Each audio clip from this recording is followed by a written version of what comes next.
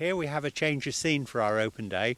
We're standing in our spring oats, and we've drilled some with the low disturbance tine and front disc, and we've also drilled some with the A-share, but they're both faring really well.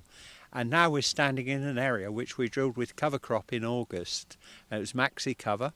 It grew up nicely, and just before Christmas at the end of November we got a neighbour's sheep in to graze it down because it was up to our waist nearly high, and I didn't want all of that crop standing there in the spring.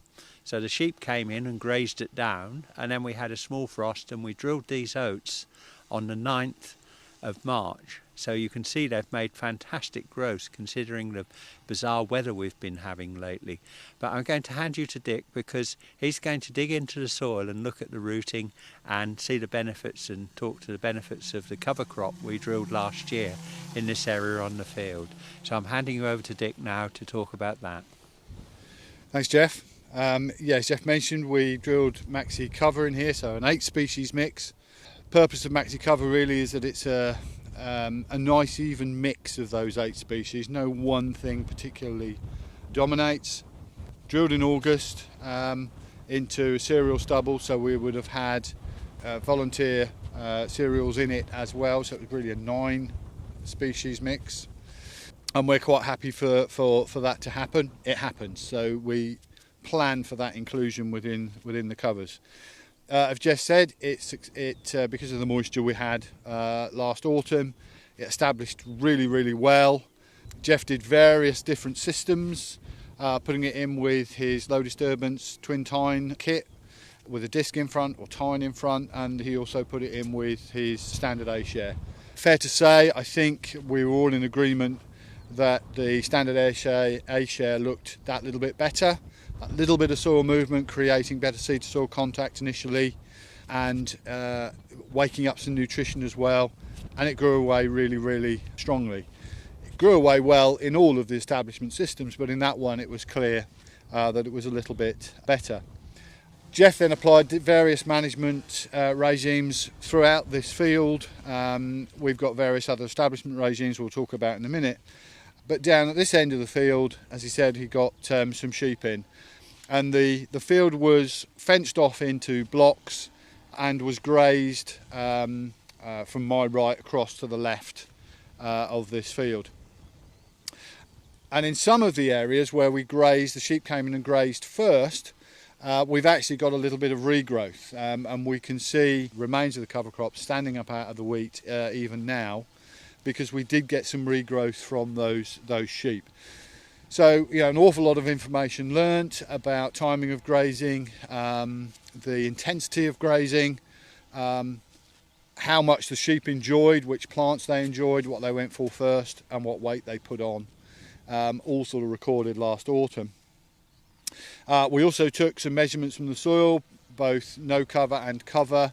And in terms of chemical analysis within the laboratory, we really couldn't pick up anything fundamentally different between where we had a cover and where we didn't last autumn, over a period of about a month or so.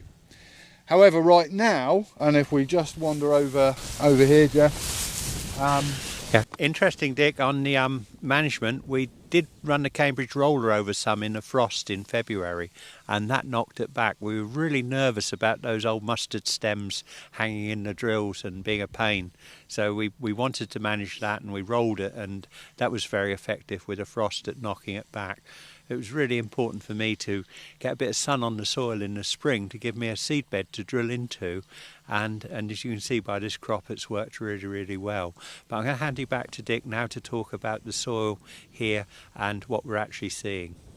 Yeah, right, I've taken 2 digs here, one from this area we're standing in now, which is where we had cover crop drilled in last autumn, and from an area just behind me a little bit further up the field where Jeff left a strip through the centre of the field with no cover crop in at all. So that area, which is this piece here, has seen no cover crop, no sheep grazing, and only, I think, raked as the cultivation prior to these spring oats going in. On my left here, we've got the soil we've dug out of this area here, which is post cover crop. And what we're now looking at is very subtle differences. So we can actually see that we've got really good root penetration through these soils on both sides. There's absolutely no restriction to rooting. You cannot see a difference in the crop itself. Height wise, colour wise, health wise, very, very similar, nothing to pull apart. What we can feel under our feet is that where we had the cover crop and the drill went through, put that cover crop in, and we got that cover crop established, was being grazed off, the soil walks that little bit softer. There's a little bit of spring in the soil where we've got that, compared to a little bit further up the field where the soil walks really quite, it's obviously clearly not tight, it's not compacted, but there's a little subtle difference between the two in the way the fields walk. When we open the soil up and look at the structure within the soil, there's lots of active worms, again, anisic worm activity in here. We had several fall out of this piece of soil when I dug it out. But as we break this piece of soil up where we've had the cover crop through, so we've got the old cover crop roots in here, the exudates from those cover crops, the partnership with microbiology in the soil, building and maintaining aggregates within the soil, you can see that we've got a fairly even kind of soil structure all the way down through that profile that I've dug out with a spade. On this side we have this really nice friable structure near the surface, but as we get further down through the soil we can see that it gets very much more blocky compared to where we've had the cover crops. It comes out in some quite big blocks because it's had no roots engaging with it throughout the winter months. It's just sat there wetting and drying and frost getting into it. There's nothing wrong with it in the way it's actually performing, but if we open those blocks up you can see the roots are tending to go around them a little bit more. There is worm activity through there, but it's just not as nice as where we've got that cover crop activity throughout the winter months. This will break up quite well.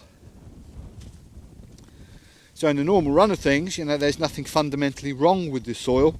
It's just that where we've had the cover crop growing throughout that winter months, and we've got the engagement of sheep grazing it as well, the soil is just in better condition than it is here. So this is good, but this is even better. So hopefully you can see how cover crop just becomes that additional element to improve your soil structure, water management through the soil, and the way that your spring or winter crop can engage with that soil all the way through to depth. So we've got a massive root up here near the surface where we've had no cover crops in, but we've got much more even rooting down through the whole profile where we've had a cover crop engaged with the soil. So following on, this is going to get really interesting as we go through to harvest, watching this crop grow to see if we see differences in the crop and ultimately if we see better yields when we come to harvest. We must remember this field is very first field we drilled with the Claydon drill some 19 years ago. And all we've done is run the Claydon drill with a front tine for 19 years on this field and a straw harrow. I think we've terrastarred it once in that period of time, and you can see this crop of oats is really looking good behind me. Absolutely fantastic. I'm delighted with it and the way the farmer's performing. So it's all about that performance. We measure these yields at harvest time. It'll be really interesting to see. It's our 40th anniversary, so for 40 years we've been measuring yields and making comparisons and trying to grow 2 ears of wheat where one grew before. So that's my ambition and that's what I'm looking at doing, and I'm very pleased with the results from the cover crop so far.